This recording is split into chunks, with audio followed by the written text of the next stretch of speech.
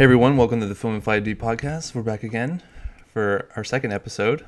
Exciting. Already? We've been getting a lot of views. I think we have 12 subscribers on iTunes right now. Just saying. No, I'm actually surprised about that. That's interesting. 12? Yeah, Wow. 12. That's crazy. Hopefully people are listening to us. Let's see if we can entertain the folks. Brief overview of all topics. Let's go.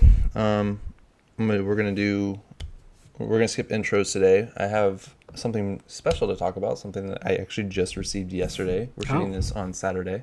So I'm gonna show you guys that. We're gonna talk about the Apple Watch, which was announced last week. And it was announced between our first episode and our second episode, so we're just now gonna talk about it. Wait. It's not the iWatch? It's the Apple Watch. Are you serious? Yes. What the heck? They're confusing me. I thought they're all about simplicity. It's pretty simple. Apple Watch. And after we talk about that, I'm going to do a tutorial on Camera Raw, talking about editing raw photos, why you might want to use a program like Camera Raw versus Photoshop. Don't you get sick handling raw things? And then you're going to talk about VR goggles, which you have right there. Oh, yeah. And I don't know how that has to do with film, but we will see. And then we're going to play a film game where I'm going to throw out some terms and you're going to guess if they're not real or not, but you're going to guess what they mean, if they're film related and what they mean. So I'm going to kind of mix it around a little bit. Okay. All right, let's start off with what came out this weekend, movie-wise. I'm not on top of that. Really? You didn't see any? You didn't check Rotten Tomatoes? You didn't see any movies coming out that you want to see? I don't know. Recently, honestly, Let's be honest. There's no good movies coming out until May. Let's just throw that out there real quick. Oh, what about 50 Shades? Didn't that come out recently? Yeah, we're not talking about that. That came out months ago. Yeah, so we got Insurgent. Crap. If you've seen the first one. Divergent? No, I didn't. I heard about it. It's basically like a Hunger Games copy. I've heard that. Mm-hmm. But it's worse. Insurgent's even worse. So I'm not gonna see that. The Gunman. With what's the guy that won? He won the Oscar. Went to jail. Leonardo DiCaprio? No, he didn't go to jail. The guy that went to jail. What's his freaking name? I'll look it up. Gosh dang it. Sean Penn. Sean Penn. That's getting pretty bad reviews. That's just typical action. Wait, who's Sean Penn? Sean Penn. He won the Academy Award for Milk, a movie that was not about milk. Oh. Listen, I think he did. Shit. Well, he's in jail now, so who cares? He's not actually in jail. You just He went to jail. Oh my. Oh my god. This is what I'm dealing with. Someone who does not follow these things. Excuse me. Okay, so wait, why did he go to jail? I don't know. This isn't a freaking Hollywood News and Rumors. This isn't TMZ. Man. This is FilmIn5D, bro. Let's move on. Okay, so obviously we're looking for feedback right now. As you can see, we're pretty off the cuff with this. Still working on our topics. We're going to try the film game today, see how that works. Okay, we don't have any review today, but I'm going to talk about a new lens that I got, just briefly. And we just want to make sure we're talking about the right things. So let us know in the comments below on the YouTube video, or send us an @mention on Twitter. And you can download the show on iTunes now. Isn't that like pirating? No, you can literally subscribe to us on iTunes using your smartphone, which hopefully is an Apple device. What? And you get the podcast app, and then you just subscribe. Oh, wow. It's cool. This Easy. is the future. Wait. And we have a blog. We have a blog now, for which you are a contributing editor. Oh. Yes. It's news to me. Wow. I'm not letting you right on there. It's filmin5d.wordpress.com. Kind of official. Not really. We'll see. And that's it for us. So, quickly, I have this bad boy. Do you know what this is? That, my friend, is a big camera lens. Yeah. Other than a big, for those of you listening, other than a big, heavier than all my lenses combined lens, what do you think this is? If you had to guess. Man. It's pretty fancy, right? Yeah. I mean, well, this goes on my tiny little camera. This thing, full frame. it zooms in a lot. No. It's a zoom lens, and it does zoom in a lot. It's probably the biggest range I've ever had. I've had a 24 to 105. This is a 28 to 135, so it goes more telephoto, a little less wide. But in general, yes, my widest lens or my longest focal length I've ever had. But other than that, what do you think? What makes this special? Just here, take a look at it. This is, Man. yeah. Oh You man, better I'm not drop holding it. it. I'm holding it. Oh, So we're gonna see if Colton can, because I haven't told him exactly what this is. So he's gonna try to figure this out, like what makes this lens special. Oh well, you can lock the iris, right? You can, man, it has an iris ring right here, and it comes in a couple flavors, which is what we were talking about last episode, where you can have the clicks on, or you can have a smooth. Wow, that is fancy. Okay, so that's one indicator of what kind of lens this might be. Anything else? Anything else? What is that? Anything else? Anything else? It's got He's power inspecting zoom. the lens right now, guys. Power zoom? It has power zoom. So, what would you say that this? What is this? What's so special about this lens? It has controllable aperture via ring, a third ring. It has power zoom. It's good for filming. It is good for filming. That is a fact. All right, we're taking too long. Come on. Any guesses as to what this might be? It's a big, expensive, good lens for But filming. why would I want this big, heavy lens on my little tiny camera? Because it looks cool and makes you look professional. Well, it does. That is, along with the Shogun, yes, that is true. But it's not very practical. I'm not going to run around with this thing, using it, you know? Well, are you not going to have to switch lens a lot with that? This will be my exclusive video lens, even though primes are technically sharper for most situations. But in terms of just being able to choose the whole gambit of focal lengths, and it's f4, which isn't that low, but it's good enough for the A7S because it's got that high ISO and stuff. I don't know. I mean, weren't you saying it has something really good I'm that gonna you pull can... it up on my screen right now. This is the Sony FE PZ 28 to 135 f4 G, so it's not a Zeiss, Oh, OSS lens. I almost had that. I was close, dude. Why'd you say that? I was about to get that. The lens we're actually using right now is 24 to 70 Zeiss. This isn't a Zeiss, but this is definitely a better lens. But it's not size glass. So for those of you listening, those of you watching who might have guessed, we're going to let Colton know that this is called a Cine Lens. And the reason you've never heard of it before is because I've never owned one. The reason I've never owned one is because the cheapest Cine Lens that I know of go anywhere from $10,000 to $20,000 for the cheapest. So this is like...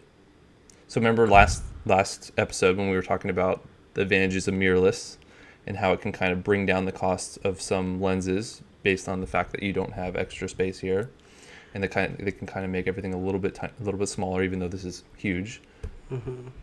So this is the cheapest full frame cinema zoom lens, and essentially the cinema zoom lens has a couple things going for it. It has power zoom. So, you know, when we're doing those dolly zooms, we're not doing it mechanically and it's not fidgeting and stuff. You can get a consistent speed. If you want, you can go manual if you want. But there's that. And I'm going to do a full review on this sometime next week as a separate episode between this pod and the next. I'm going to release that one on YouTube, going into detail. But so basically you have the power zoom, you have the aperture control, which is handy. You have the nice focal length. But the thing that's really cool, and the thing I've never had, is it has what's called parfocal focusing. I think that's the right term. So there's bi and par. And bi, or I guess you call it more variable. So if you're focused at one focal length, say wide, and then you zoom in, all of a sudden what you were focused on comes out of focus, and it focuses further back. That's how most photo lenses work, because, you know, who cares if they go out of focus? You just refocus. You're not filming. You're just taking a picture or using autofocus. But for a cinema lens will stay in focus no matter where you zoom. So you can start really wide, be focused, and then zoom in, still be focused, and then go wide again and never have to touch the focus ring if the object's not moving. What? Yes. So that is what probably the main attraction of cinema lenses. Obviously, you got better quality glass and you got the nice kind of throw on the rings in terms of, how far you can go to focus, have it nice and smooth and stuff. So this is essentially, and I'll talk about it in my review, but because I haven't actually, this literally came yesterday. I haven't had a chance to really use it. I've used it a little bit. It has crazy features, like digital zooms and clear focus zooms, and you can essentially zoom to 500 millimeters or 500 millimeter focal length, which is crazy. But essentially, this is, if you're going to get the A7S or any of the Sony Alpha line new cameras coming out, you get this lens for video. This is all you need. Honestly, I could take all my lenses and replace it with this one. I'd be happy if all I did was video. Now I take a lot of photos, so I'm not going to do that because there's no way I'm lugging this thing around trying to take photos on my little tiny camera. There's just no way. Mm-hmm. So that's that. Any questions? This is totally off the cuff. Colton didn't even know I got this yesterday. Well, why is this hood square shaped? What the heck is that? That's part of the cinema thing. It's shooting. You don't need to shoot. You're not shooting square images, right? Because it actually does. If you look at it, it covers up the lens. You know what I'm saying? But we're not using the full square sensor. We're only using cropped 16:9 sensor. So, and then this is just, I guess, more ideal in terms of blocking sunlight into the lens. And I thought you just said this thing was full frame. it is full frame. Well, why aren't you using all the sensor, dude? What It's for this is a video lens. You're not going to be using this for photo. What? So that's that. So that's cool because it was $2,500, most expensive lens I have by far. Mm-hmm. All three of mine combined, basically. But this one replaces all of them for video. And then it has the features like is it parfocal or bifocal? Man, I'm wait for the review because I'm going to go into detail on what that means. Essentially just means a lot of photo lenses, zooms, like my 24-70 that's on the camera right now. You zoom in, you're going to lose focus. Mm-hmm. You zoom out, you're going to lose focus. This one will keep focus on whatever you had focused. So it has magical focusing powers. It's just the way the glass moves. There's extra space for more pieces of glass. And well, wait, is that going to have a comparable image to that lens you have on right now? Since it's going to be better. But it ain't Zeiss. It's not Zeiss, but it's better. But it ain't Zeiss. I know. It's just better. That's probably the lens I'm gonna return, because it's honestly, it didn't get good reviews, and I've only been using it because it's my only zoom lens. But honestly, I'm not quite sure what it's good for. Wait, you're gonna return it? Yeah, maybe. You're gonna return that lens you're using right now on the camera? I don't know if you should record that. So the quote for this week, and every week we're trying to come up with a famous movie quote that deals with or represents kind of what we're talking about. Mm-hmm. And the quote for today is, "You had me at hello." From Jerry Maguire. There you go. So because of the nice, shiny, kick-ass lens. It had you at hello? Yes. Absolutely. No, honestly, I wish maybe we should pull up the video of me doing an episode on the new lenses coming out when I first got those lenses, and I was kind of doing a forecast of what was going to be coming out, and I remember briefly looking 28-135. That's probably gonna be shit. I didn't realize it was going to be a cinema lens. I just thought it was going to be an all-in-one kind of for newbies, whatever. For newbies. Mm-hmm. All right. Let's go to something that you can talk about, because I know something that you're passionate about is Apple. The Apple Watch came out. Oh, I love Apple so much. It hasn't come out yet. It actually pre-orders April 10th, comes out 2 weeks later. April 24th? April 24th. Damn, I'm smart. Yeah, sure. I'm looking up this information on an Apple iPad. Thank you, Apple. So amazing. They're totally not a sponsor of the show. Do not stop. So, yeah, I'm on apple.com right now. Okay, wait. No, I still can't get over the fact that it's called an Apple Watch. Why is it not an iWatch? So, one of the things I want to talk to you about is James Bond. I mean, the future is now, right? You can literally talk to your hand or your wrist. Oh, I've always been able to talk to my wrist. You can communicate with other people with your wrist. You can even draw penises to your friends. Which is one of the more anticipated features. Like just you could quick draw a smiley face, or you could draw a penis. Whatever floats your boat. With the watch. With the watch. Why wouldn't I just do that with my phone? Because you got to get the phone out of your pocket. Why don't I just strap the phone to my hand? Hey, what if? Here's a question for you. What if these Apple Watches or this smartwatches? What if this is the future? What if basically this watch replaces your car keys, your house keys, your phone, your everything?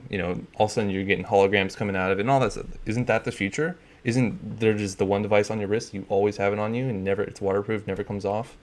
You always have it. You can have all your credit card information, everything stored on there, and you just touch it. It knows it's you. Done. Nah, I'm waiting for that to be implanted in my body. Oh. I think this is the more realistic future for right now. Yeah, that actually is pretty awesome. Yes. So. But I feel like the form factor of the watch is limiting. Well, that's where you get the hologram. It's like, yeah, but I mean, okay. So you got the watch. I mean, I'm not saying this watch is replacing all your stuff. I'm just saying this is leading into. I think that's the way it's going. Yeah, I mean, definitely. I mean, come on, taking videos, like pictures, like boop. Come on. Yeah. Yeah, it would be nice, but I'm just saying, having more space is always nice. As in, designing and stuff. I mean, I can't tell what the future's going to bring. Maybe they can fit it all in the watch. But, I mean, it's got to be easier to fit it in the phone as opposed to a watch. What if the watch, has the phone inside of it and you just, press a button, it shoots out, a memory card, and then it unfolds, and it's so skinny that it can just unfold? Then that would be ridiculous. So it's all held in one thing, but then the thing's separate and it folds out. Nice little rectangle. I don't know. I think it's cool. I'm getting one. You get one? No. I'm not getting any kind of smartwatch. I'm getting one. I'm not going to say which one, but I will have it as soon as it comes out. I just really want it for health and fitness. I mean, it doesn't really have any film kind of applications for me at the moment. Dude, there's other fitness devices out there available to you, Aaron. Yeah, but this one, it's more personal. Who'd you say wears one? More personal? Oh, let me see here. Christy Turlington Dude, Burns. I have to get one. She's my favorite. She's my role model, dude. I have to get one now. There's no way I'm not going to get one. Who is that? I don't know. Some model, mother, turned fitness guru. I don't know. See, my problem with this technology is okay, I have my smartphone, right? And yeah, I charge that every day. And I mean, I guess maybe this is probably because a result of my generation, but I don't really wear watches. And it's so first I'm going to have to start wearing a watch and I'm going to have to recharge it or something. Screw that. Yeah, so it only lasts 18 hours, which is a full day. But apparently, and this is the most ironic thing you've ever heard. So it has really cool watch faces. Uh-huh. You can customize them. You can have cool looking ones to make them look however you want. So it's got a nice screen. Yeah. It can only actually be on for 3 hours straight. The actual face. So if you wanted to look at your watch, it could only be on for 3 hours straight. So basically it just turns itself off and you have to kind of wake it back up. So there's no more glancing at your watch. Or I don't know, maybe you flip up your wrist and it turns on, but yes, I think it's pretty retarded, but how big of a battery can they really fit in that kind of thing, It's got the nice screen and everything, the retina and all that stuff. They're trying to do it, but apparently the charging is really easy. It's just got a little magnet, sticks right on the back, done. What about e-ink or something? Do they have a smartwatch e-ink thing? Oh, what? E-ink. Those what do they call them? Those electronic book things. like a Kindle. Yeah. Yeah, the ink is pretty good on power. Yeah, I'm sure they have some kind of mode where it's easy, but apparently, like full blast, it only lasts 3 hours. Which, considering that its main purpose is a watch, it's pretty funny that it only lasts 3 hours. It's like, just imagine, like. Well, okay, but I mean, honestly, how often do you have to look at your watch? But it's not about looking about it. The whole point of having a watch is that you can quickly glance at it without even like without touching it, without whatever. If this one you have to like wake it up, that's gonna kind of be a deal breaker for a lot of people. I feel like. I don't. I guess, but I mean, I think it's cool because I have a sitting. I sit at a desk all day and edit, and sometimes I sit for 4 hours straight, and like my back starts killing me. This thing will literally tell you to stand the f up, and if you don't stand up, then it'll start shaking and or whatever. It'll freak out until you stand up. there's probably an app for that on the phone. Yeah, but it's on your freaking wrist. Like you can't ignore it because it's sitting right there, and it's like Well, you could like put it on a noisy it's thing getting on your you to desk. be healthy. Like Aaron, don't eat that pizza. Don't eat the pizza. I don't know. I think it's cool. So that's what's latest from Apple. Awesome. They also announced a new Mac. Which did you hear about the Mac? Oh, you mean that one with the single C port that everyone's like flipping Yeah. about, and then like Let's talk people are about like this. Let's opening talk it about up the and has like C-port. this one little chip thing in there. Let's talk about the C port. What do Yeah. you think about that? Well, actually, the actual Mac is basically the width of this keyboard only.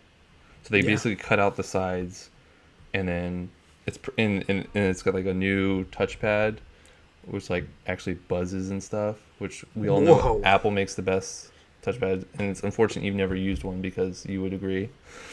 But they also redesigned the keys apparently to make them more butterfly. So they basically the pressure on each key is equal on wherever you press it. So Well, it's not something I would get. It's super skinny, but it's just not powerful enough for what I need. So yeah, I've heard it's kind of like it's an Apple. It's an iPad in a laptop factor. kind of. I mean, it's faster than the Airs. I think. Oh no, actually, maybe not. It's I like don't a know. like an iPad on steroids with the keyboard. Yeah, but actually technically skinnier than most of the iPads. I mean, a little bigger screen, 13-inch screen or whatever, or 11-inch, I don't even know. All right, back on topic. So, I'm going to do a tutorial, and you're just going to sit back and watch. And learn. I mean, yeah, this is where Colton gets to learn. Okay, so I've done episodes on this before, but this program's changed a lot quite over the years, and I've kind of learned a lot. So you have, when you're editing photos, you have Lightroom, which is kind of the poor man's Photoshop, essentially. Not that it's cheaper, though I'm sure it is, but it's just quick and easy to use, good for beginners. You have Photoshop, which is the full thing. Photoshop, you don't just edit photos, you compose photos and add text and all this stuff. Dude, that's deep, man. Yes. Everybody knows what Photoshop is. And then you have what's called Camera Raw, which is kind of in conjunction with Bridge, which is kind of your organizing, or you just took a bunch of photos over the weekend, you organize them all together. Then the intermediary is Camera Raw, which is going to be for your raw photographs. And then those get the ones you want to touch up, like whiten teeth, remove blemishes, fix hair, whatever you want to do, remove people from the background. Then you send that to Photoshop. So today I kind of want to talk about what I think the differences are between Camera Raw and Photoshop and why you'd want to use. So I pretty much exclusively use Camera Raw, basically, is what's going to come out of this. So some people I know use Photoshop when they probably don't need to. Or they're using Lightroom when maybe it doesn't have... Lightroom is kind of the same as a Camera Raw, basically. But anyways. Wait, I didn't even know Camera Raw existed. Like, do you have to shoot in RAW to use Camera Raw? Like, No. I think it works on all photographs, but it's mainly for raw photographs. I don't know, actually. I've only used it for raw because it's really only useful for raw. Okay, so we're in Bridge here. I have 4 photos that I've picked out. And I'm going to hit this little button right here. Obviously, there's lots of tutorials of this online.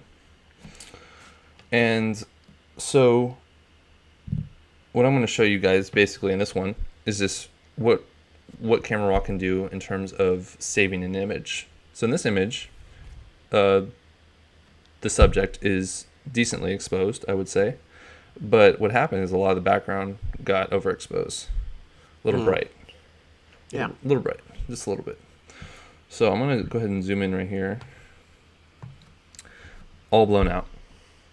It might not matter for you, but if it does, it's nice to be able to save it. So that's why you shoot in RAW. Always shoot in RAW, no matter what camera you're using. I mean, the Sony cameras, as good as they are, the JPEGs suck. Like, I'll never use the JPEG as a final. I'll always get the RAW, throw it through this real quick, do any touch-ups I need, and then re-export as JPEGs. And it'll just always 100% look better. So just real quickly, I mean, if your image is getting blown out, just pull back on the highlights. And that alone is going to save a lot of... Let me just kind of go back and forth. You can see up in the top right here, all that information that's just being pulled back into the image. If I go back, you can see all the clipping that was happening. Like, no clipping in the darks, but all the clipping that was in the highs. So it was overexposed, and just pulling down the highlights, fix that. And that does not degrade your image at all, doing what I just did. You can look at the rest of the image. You're not going to see anything happen in the rest of the image. You're just seeing the highlights go away. What is that white thing next to his pocket? White thing next to his pocket. This is hard. It's already hard for the people listening. What are you talking about? Yep. That stuff. Phone. That right there. A phone and the keys? Oh, No, this? like to the left, yeah. I don't know. Dude, look at that. That does not look right. That looks overexposed. Alien. Oh, gosh. Okay, so that's a quick one. I don't really want to do too much more to this image in particular. Let me move on to the next one. Also, another image that's overexposed right here. And this one's really overexposed. But, I mean, the shirt's kind of important, so it's something we'd like to bring back. So we're immediately going to pull down the highlights and see what this does for us. So, obviously, saved a bunch. I do see that it's kind of changing the color of the shirt, though, which is something that can happen if you have a lot of colors. So, is there like an easy shortcut to like only doing a section, or would you generally not change the exposure for just a single section of the photo? You can, but not in Camera Raw. That's more of an adjustment layer Photoshop kind of job. Oh. Yes, so if you really need to, then yes, you can. But Camera Raw has all the algorithms in it that it's going to kind of retain. It knows where to go to find the data and the metadata for the raw file. It knows where to go find, because you're basically shooting layers of an image. You have two stops in either direction. Yeah. So you have two stops overexposed, two stops underexposed. So if you overexpose by two stops, you can 100% get all that back if you need to. But then you might need to, bringing all that back might affect the rest of your image in terms of, contrasts, shadows, or whatever else, or colors in this case. So another thing you can do is that you got whites. So whites is kind of essentially the same thing, but it's definitely going to make your image more bland. So you see, I brought down the highlights 100%. I bring down the whites 100%. You can see the colors are starting to straight up change. So you're just crushing the whites then? Yes. But it is saving some of the information. You still see some clipping going on, but in drastic situations like this, it might honestly be worth it, and then basically just bump up the contrast ever so slightly to kind of compensate for it. What about those weird glasses? Can you do anything about that? Because that's just ruining the picture. We could just crop it out. But so basically, this is kind of just a general overview of kind of the workflow for RAW. And the same can be done if it was an underexposed image, which I almost never underexpose my image. It's always like I overexpose something. There was something super bright. So I don't have any examples actually. But basically you would just bring the, if the image was overexposed, you'd bring the shadows up essentially. Or you'd go the other way with the highlights. You'd bring everything up instead of bringing everything down. So, yep. There's a lot of other tools in here. I'm going to go to this next one because it will show kind of like the basic. So I always tend to underexpose just a little bit to try to save some information. and I'll overexpose a little bit in post because, like I said, you get 2 stops of exposure. So I bump it up by 0.6. I put the contrast up a little bit. I bring the highlights down. If there's parts overexposed, like for instance in this image, the shirt in the background and the hair overexposed. I'll bring the shadows up for shirts, any dark shirts, just to kind of balance it all out with the skin tones. These are just my personal preferences, and they vary by image, but in general, you'll kind of see all my images kind of float between absolute black and absolute white. So, Did you take that photo? I took this photo. That looks like a professional image. Thank you. I can't tell if you're trolling me. No, I'm not. I'm genuinely that it looks pretty good. Like, Yeah. if somebody showed that photo of themselves to me, I'd be like, "What the? This guy is freaking trying hard." So yeah, that's. It's all about the cameraman. The A7S is awesome. And then I bump up the clarity a little bit, and then I usually bring down the saturation. Usually, sometimes more than that, but this image wasn't terribly saturated. I like my images to seem kind of old-fashioned. It's all now these. Okay, so the whole point of why I just showed all my settings is that, let's say I took a bunch of photos in the same area. They call it kind of, maybe they were in the exact same spot, and I was just doing portraits of a family or whatever, and I ended up with 100 photos. And so instead of doing this like I would in Photoshop to each one or copying adjustment layers over, there's one simple tool. So we have an image down here, which is essentially the same exact shot, a different shot, the same exposure. I didn't change any settings or whatever, same person. So if I select the one that I edited and I shift click down, I can hit synchronize, and I can literally choose everything, even crop, all the settings that I want to copy over. And let's say I have 100 photos, bam, they all just got that same exact thing. And now I might want to go in and tweak some of them, but then I already have the baseline. So that's probably my favorite tool of Camera Raw, is just how quickly I can get. Let's say I'm editing on site. Let's say I was at a wedding, they wanted to have their getting ready photos at the actual reception, in terms of being there for people to view, like in a digital format, playing on a screen or computer or whatever. If I need to edit all those photos really quick, I'm not going to edit 100 photos from the same location, like one by one. That'll take hours. But I can spend 30 minutes editing one, get it perfect, and then just copy to the rest. Assuming my settings are all the same, I might have to make adjustments. But in this case, essentially, that's what I've done. And it basically just copied over everything I did to the other one to this one. So that's kind of my, and then just to kind of finish up and show my workflow. So let's say all those are edited. I'm happy with all of them. Mm-hmm. What I would do is I go up here, and this, honestly, it took me forever to figure out. Like, I used to do this one by one back in the day until I started using Camera Raw. This guy, oh man. Scrub. And then I could process it, and it will literally let me choose, obviously, where I want to save it, what type, like if I want to save them as JPEGs or PNGs, what quality, and if I want to crop them to a smaller size. Basically you could resize, and it just does all of them at once. So all of a sudden now you have 50 ready to go JPEGs to give to your client. And what if they want PNGs? You can pick PNGs. Anyways, so I guess my point is that Camera Raw is a sweet tool, not only for touching up and saving raw images that may have been overexposed, but it's also a nice batch editing tool, which I think Lightroom may have. I'm not sure.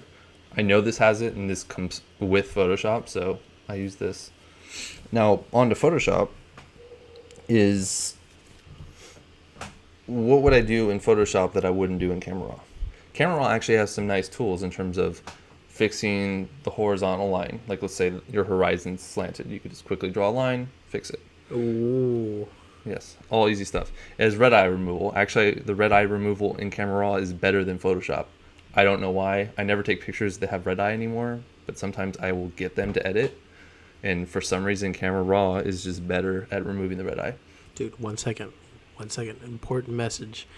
I don't know if this is true at all, but I've read that if you take a picture of somebody and one eye is red, but the other one isn't, they might have cancer. What? Yeah. What the heck? Okay. Seriously, check that out. I don't even know why you get red eye or why I don't see it anymore with these digital cameras. I think it's a flash thing. Yeah, I think it's like the light. It just lights up the eye, and you can see the back of the eye. That's what the red eye is, I think. So they have to be looking directly into the lens at a certain angle. Then Something. Yeah. I don't know. That's weird. Science But stuff. I don't use flash anymore. So I love it. Full frame, baby. Don't gotta use that flash. So there's also obviously some things that I'd prefer to do in Camera Raw because it's much faster. Photoshop for things like touch-ups, blemishes, removing flyaway hairs, removing or whitening teeth, removing people from a background. That's not nice, Aaron. Come on.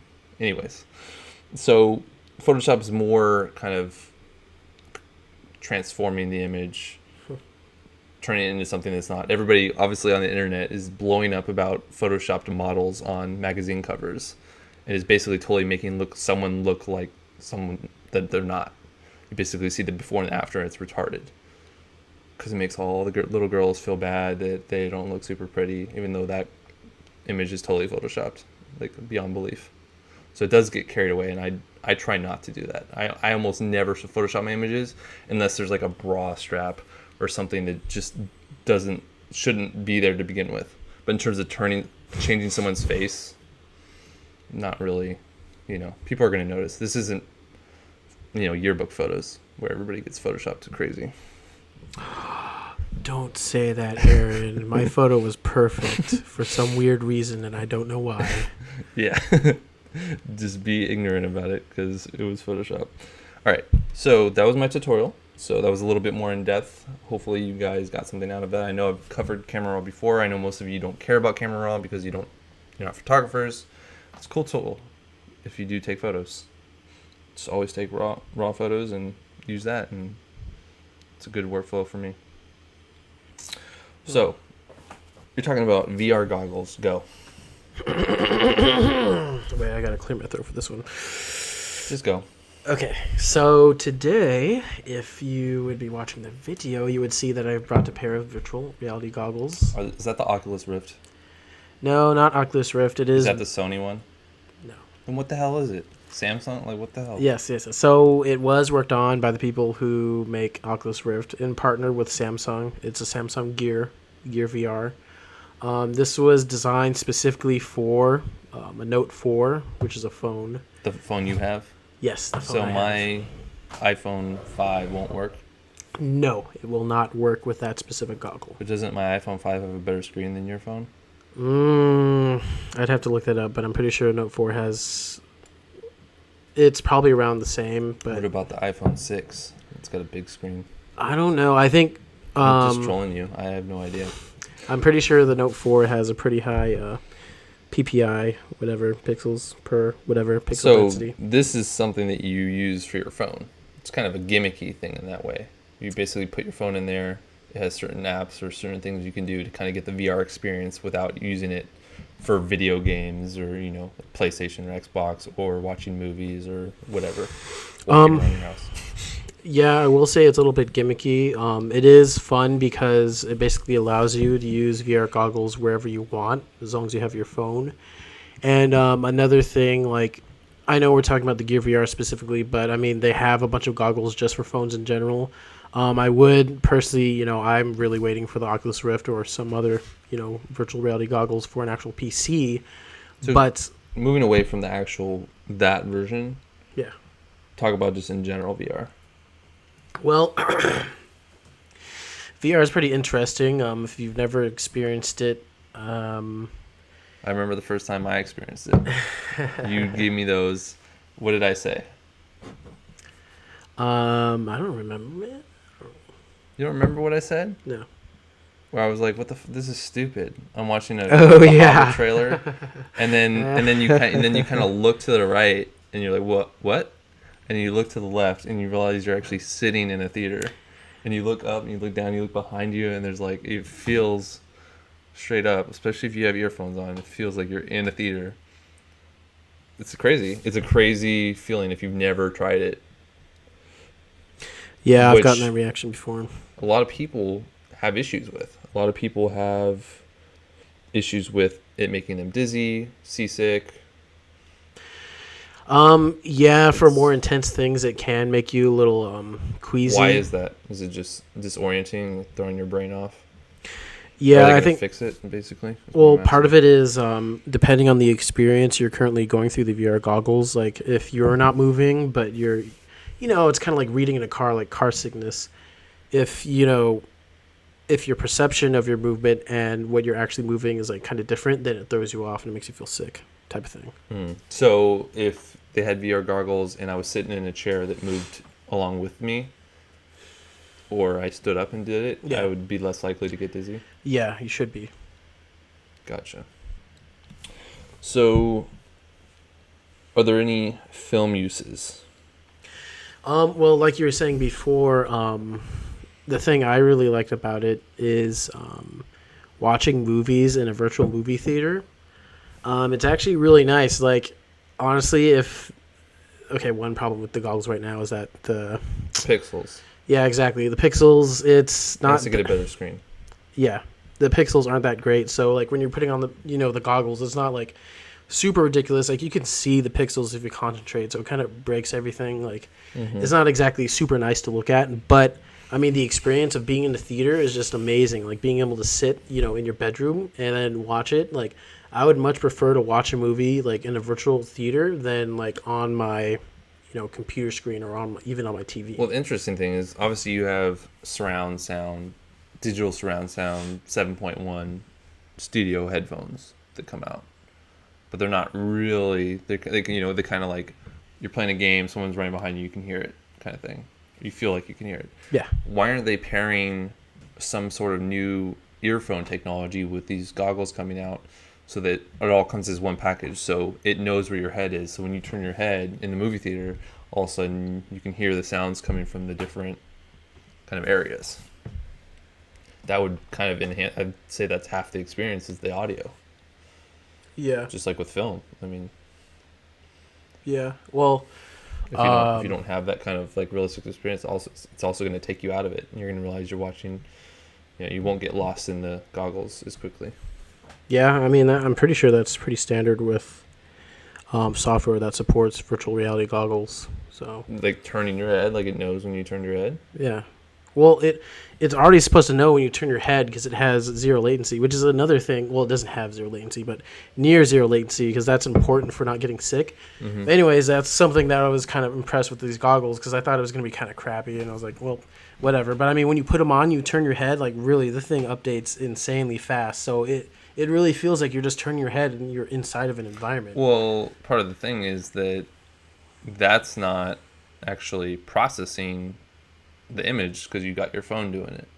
All these other goggles coming out have their own built-in screens with their own built-in processors trying to process. Now, like the Oculus uses your computer to process the actual game, but it's still sending a feed, so there's some latency there. There's no latency because the feed's right on your screen, right? Am I wrong? Are they going to be able to fix that issue?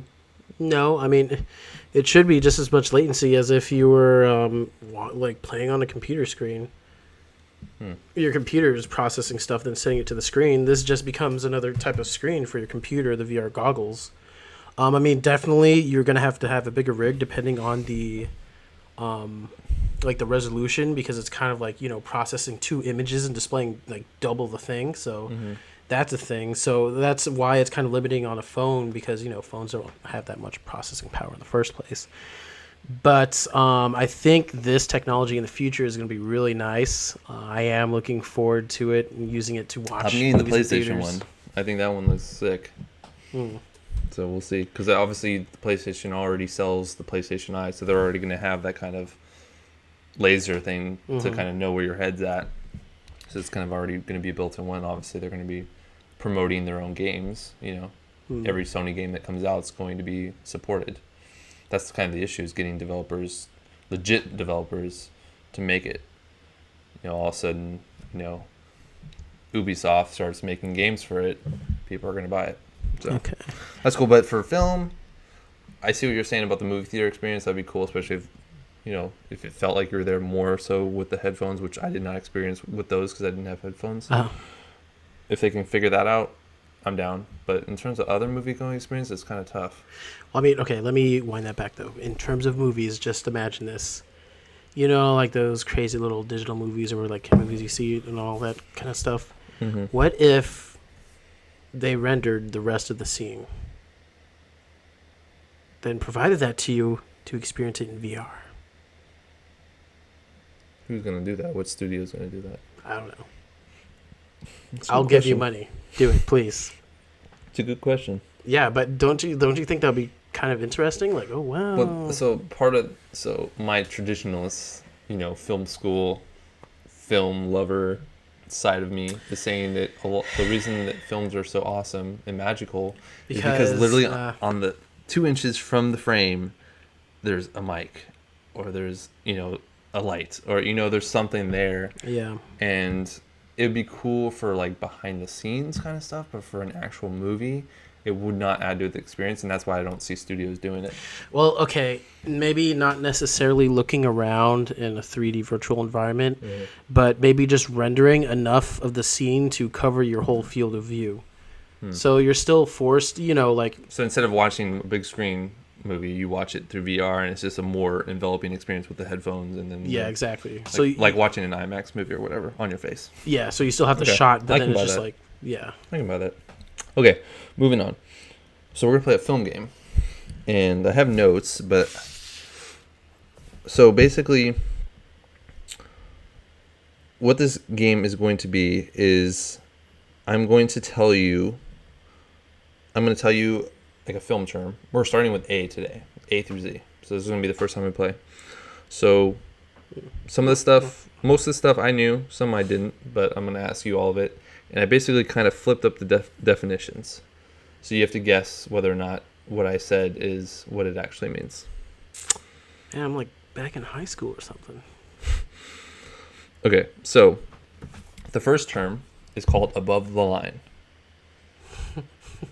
It's a term, and it means the profit that if a movie is above the line, the profit is greater. The amount of money is covering the cost of hiring all the makeup and the actors and all the special effects and all that stuff. So if you say a movie's above the line, that means it's basically turning a profit. Dang it. Stop playing with the iPad. I'm trying to make it not go to sleep. I understand. Wow. I personally haven't ever heard that term being thrown around. That's not fair, dude. Let's go. You have like 5 more to go. So Okay, sure. Yeah. yes, Yes. Yes. You're Oh, so yeah. lucky. This first game, I gave Yes. you really easy yes or no Yes. answers, true or false, basically. So above the line, I learned about this when I took a blockbuster class in college, and obviously profits and stuff are very measured, and you have things called points and stuff that I'm not even going to talk about today. But yes, above the line is a term that is used for citing if a movie made a profit, and a lot of movies don't end up above the line even after DVD releases. They just spent $200 million making the movie, and they never. I think Edge of Tomorrow was a movie like that. My favorite movie of last year, and I don't think it was above the line by the end of the year. Now it might be with DVD releases and stuff, but Would it then be called below the line? obviously, the greedy people in Hollywood, they want it to be way above the line. They want to spend $10 million and make $500 million. They don't want it to just barely make it over, because then the only profit they made for themselves. Because basically, if you're above the line, that profit's going to the people with points, which are usually actors and directors, and then the people who produce the movie, the people who put up money to make the movie to begin with, to pay all the people to work on the movie. So they're the ones that are really hoping that it gets above the line in terms of profit.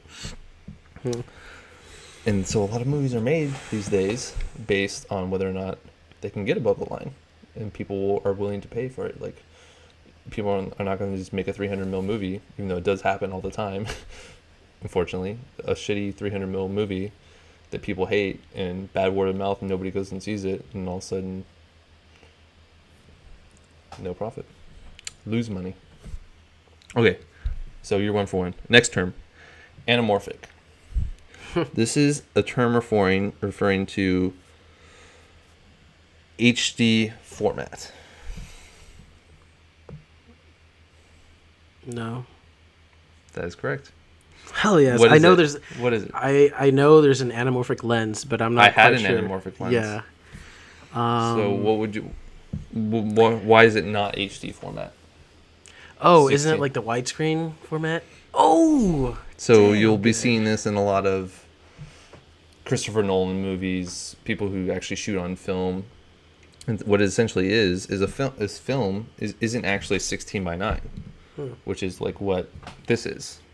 It's not actually 16:9. It's actually more square, like still rectangle but more square. Basically, like what a picture is on a full frame sensor. And then basically what it does to get it into the kind of squished format, it prints the whole image on there using a lens that kind of stretches it, and then basically you project through another anamorphic lens that then squishes all of it back in to a nice, very wide looking, essentially making the image a little bit higher fidelity because you're squishing all that image Yeah. into it's being projected into a smaller image. Yeah. Same for digital. So that's anamorphic. Good job. You're 2 for 2. Oh yeah. Oh. Assembly. This is a term. It's when a director calls for everybody on set to break out scripts. What? So it's like a script review. So when a director assembles the cast, it's to go over the script. Yeah. False. Gosh, dude, you tricked me because you freaking kept No. explaining it more. That's BS. I don't count that. Stop. You were 2 for 2. Don't be a poor sport. You are now 2 for 3. Assembly is actually an editing term. It is when you're an editor and they just shot all this stuff for Lord of the Rings and they say, here's all our footage. So the first thing you do is you don't just start on the first, okay, let me edit this first shot. No, you organize all the shots into little nice folders, and you kind of organize everything by scene and day and shots and whatever. And that way because basically, obviously, in Hollywood, there's more than just one take for every shot. There's 10, 20, sometimes even 100 takes for one shot.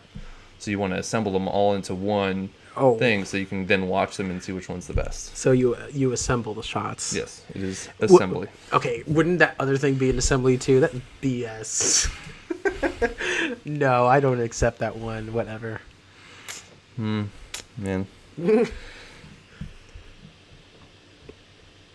Okay, and let's go. This is yes or no question. Is anticlimax a film term?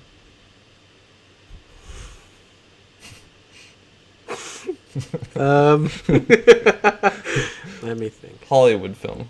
Okay. Hey, I did not make that joke, Aaron. You cannot. You insinuated. Oh, wow. I know there should be a climax, but an anticlimax. Yes. There is. Boom. So, can you think of any movies where there was an anticlimax? You mean like it's anticlimactic? Yeah, like instead of having the climax where right before the resolution. Oh, I was gonna say that one Mist movie, that M. Night Shyamalan one. Perfect. So that is an anti. I'm gonna look it up. Nice. So it left you with a shitty feeling. What would have been the climax and kind of the resolution? Oh, they got out, or they made it. Oh, they all died. They all died is still a climax, but the anticlimax is, oh, spoiler alert. Oh, I just killed everybody and I don't have a bullet for myself. Oh, everything's fine now. Anticlimax. Good job. Nice. Okay, so 3 for 4. Final one. Arc shot. It's like when you take your bow and arrow and you're like, pew! Arc shot. Film term, yes or no? I'm going to go with yes. Yes, it is a film term. Yes. What do you think it means? When you... Oh, I don't know, cause like okay, It's like just when you take a shot and you like move it in an arc.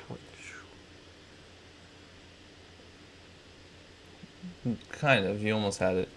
Like We just watched a movie the other day where they were doing arc shot after arc shot, and we were laughing the whole time. what? We just watched a movie the other day where they were doing arc shots, and we were cracking up because it was totally noticeable and super over the top dramatic. I don't understand. What is it? Fast and the Furious. Oh, when they do this. Oh, okay. When they're just having dialogue, and then it's just yeah. like, whoosh, Yeah. or the cars. Whoosh. Ridiculous. Yes, Ridiculous. just back and forth. It's like in like breaking the 180-degree rule, like just going Yeah. around, going this way, and then going that way, and it's like, who's talking? Luckily, there's only 2 people talking right now because I'd be really confused. What? Okay, so you were 4 for 5. Got most of them right. Good job. Next time, I will change up the game, but we will go with B's. There's a lot of film terms. Okay. Well, wait. Can I ask you a question? Yes. So obviously, using those arc shots was totally stupid because I didn't. In that situation. Yeah, but when would you use an arc shot? Obviously, a lot of establishing shots are done with arc shots. Some of them are with cranes, where it's kind of like, some of them are kind of like in a lot of military movies, like a shot at the Pentagon will usually be shot with like kind of like a, but I mean circular. like yeah, like in the Fast and Furious, how it was during dialogue. Like, would you ever do an arc shot during dialogue between 2 characters, or? It's almost like a push pull or like a dolly zoom shot where you do it once. What? Like something like that. Because it is an over the top shot, but to do it over and over again is just kind of the style of Fast and the Furious. So, which I love the Fast and the Furious. I'm not hating on them. Okay. I think that's it. You had me at hello. Dude, like every episode so far, something has died. Like last episode, it was your computer. Mm-hmm. In this episode, it was the camera. Which I literally bought a battery grip for, and apparently I didn't charge the second battery in it, so the Shogun's got plenty of batteries. What's that you got there? Oh, this is a handy... Sony RX100 Mark III. Wow, how did you know? I love this camera. Nice little prop. This thing is super futuristic. Oh my gosh. Yeah, I gotta say, I really like the viewfinder on that. It's crazy. Oh yeah, it's got the EVF right in there, just like the A7. Oh, is that why it has the ability to be like off-centered and stuff? Yep. Cool. Well, we are boring the iTunes listeners right now because they do not know what we were talking about or what we are showing. So we're going to cut this podcast a little short. Still almost an hour long. I have one more thing written down here. Let me see what I got. Is it a good joke? In film, when a character has a blank, then they are breaking the fourth wall. This is your 6th question, your bonus question. Breaking the fourth wall. When they have a blank, they are breaking. It starts the with fourth an A. It's an A term. Oh. Can't guess. I'll give you a hint, but I will only give you one hint. Hint. You need a hint? Oh, should I not waste it this early? Well, if you're not going to get it. It's very commonly used in Shakespeare. Oh, an aside, Mobo. Oh, yeah. Because, so, if you've ever seen House of Cards, great show, 3rd season just came up. They have asides? The main character does. Oh, whoa. I might have to check that out. And they literally made fun of it in the Academy Awards, I want to say a year ago, where he basically, the host was doing their spiel, and then he kind of turned to the camera and was like, this guy's a douchebag. Like, did his aside. And he does that all the time to basically explain, because it's all about politics. And some of it goes over your head. So he'll, in the middle of a conversation, look at you and be like, this guy's a prick. Like, I need to move him this way, blah, blah, blah. Give, what's going through his mind. which is cool because then you know what his motives are, really. Like, you feel like, as the audience member, you're the only one who truly knows. Like, usually you know what the, because you're the one who sees the main character, protagonist, antagonist, anti-hero, whatever, all the time. He's literally telling you what he's doing. So, but they are breaking the fourth wall when they do that. Yeah. Because obviously he's addressing the audience. I like that. I think I want to see more of that in media. It's meta. I love it. Yeah. There's obviously more examples of it, but I like that example. All right. So you got 5 out of 6. Nice. Yeah. Whew. I'm gonna have to make it harder next time. Oh, no. All right. Hopefully you guys learned something. We talked about the Apple Watch. We talked about Camera Raw. We talked about this bad boy, the 28-135. I will be doing my review on it. I'm gonna shoot with this tomorrow. Do my review on it this week. Uh-huh. Talked about the VR goggles, which Colton is now putting on his face. Oh, yeah. Everything's so much more real now. Yep. Dude. I'm sorry. We talked about some film terms: arc shot, above the line, anamorphic, assembly, anticlimax, and aside. And that's it. Leave a comment below. Any suggestions? Send out mentions on Twitter, FilmIn5D. Mm-hmm. Check out our website at WordPress, Film5D, something like that. FilmIn5D.wordpress.com. I was Check so out our close. blog. We have weekly posts. Check it out. Let us know what you think. And subscribe on iTunes. We have, 12 subscribers now? So I'd like to see that number go up. Yeah, it's actually pretty cool. Thank you for listening. Yeah. Nobody gives a shit what we're talking about. Dude. They're just being nice. Eventually we'll talk about something super... Eventually we'll be on the news. These guys talked about this and it was awesome. I think we need to come up with voices. We can do something unique. But it can't just be forced. It just has to happen. So. All right. That's it. See you guys. Bye.